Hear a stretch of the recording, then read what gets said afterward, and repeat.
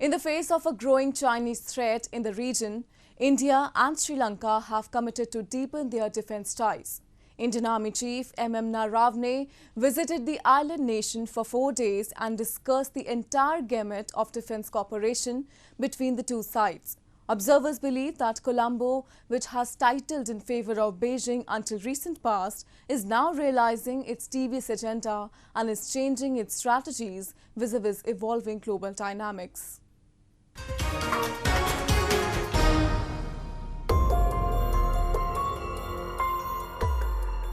India and Sri Lanka have resolved to bolster their defense cooperation. And it was evident in the 4-day visit of the Indian Army Chief M.M. Naravane to the island nation. His visit, which came on the sidelines of annual joint military exercise between the two neighbors called Mitra Shakti, focused at developing an integrated defense mechanism against any form of aggression. Observers opine the biggest of them is China. Chinese leadership, which has close links with the Rajapaksa brothers, the leaders of the island nation, has been looking to tighten its grip on the country through its debt trap policy, especially after it secured the control over Sri Lanka's deep-sea Hambantota port. India, on the other side, which has rendered its military and intel support to the island nation on several occasions in the past, have only looked to deepen its ties with its neighbor.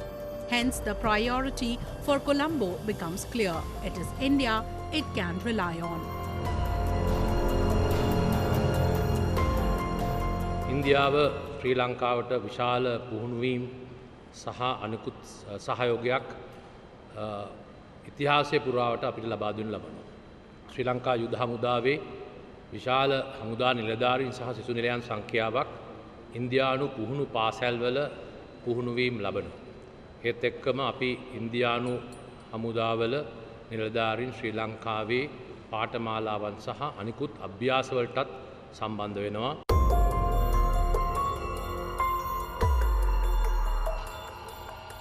Sri Lanka's policy makers too have underlined time and again the urgency to enhance defense ties with India, especially in the face of an expanding Chinese footprint, which many believe has the potential to severely undermine territorial integrity of the island nation in coming times.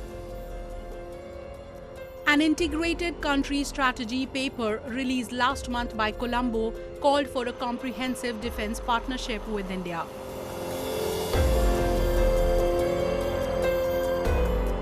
It asked for frequent joint military exercises, more high-level military exchanges, utilization of India's $50 million counter-terrorism line of credit, and for increasing the staff strength of Defense Advisor's Office. The bilateral ties between New Delhi and Colombo had hit a low after the government of Sri Lanka had unilaterally banished India and Japan from Colombo Port's East Container Terminal, which the three were supposed to develop together. Experts say it could have been Chinese instructions at play.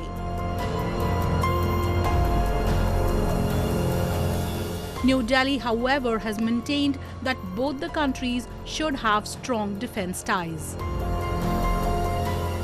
My visit also coincides with the ongoing India-Sri Lanka joint bilateral military exercise Mitra Shakti, which is the largest bilateral exercise being undertaken between us.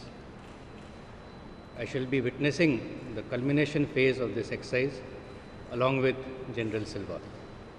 These exercises form a major part of India and Sri Lanka's growing defense relationship.